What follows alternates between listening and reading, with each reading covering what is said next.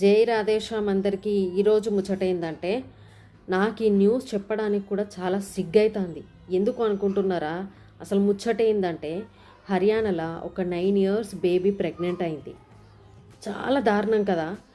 9 years baby, ఆ పిల్లకు ఏమీ తెలియదు, అసలు బయట ప్రపంచం కూడా తెలియని ఆ పాపకి ప్రెగ్నెంట్ అవ్వడం ఏంది, మళ్ళీ ఒక బిడ్డకు జన్మని ఇచ్చింది, ఒక చిన్న పాపకు.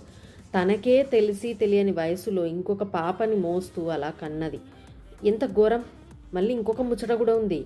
ఆ ప్రెగ్నెంట్ అవ్వడానికి కారణం కూడా వాళ్ళ సోదరుడంట, అంటే వాళ్ళ తమ్ముడు.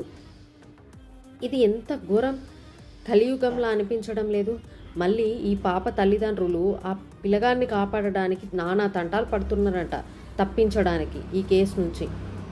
చీచి, ఇది నిజంగా చాలా చాలా కలియుగమే.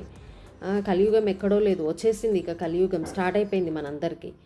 థూ, మరీ ఇంత ఘోరం. తెలిసి తెలియని ఆ పాపని ఇప్పుడు ఇంకొక బిడ్డకు జన్మనిచ్చింది. ఇప్పుడు చెప్పడానికి కూడా నాకు అస్సలు చీ అనిపిస్తుంది. మీరేమంటారు? కమెంట్ చేయండి.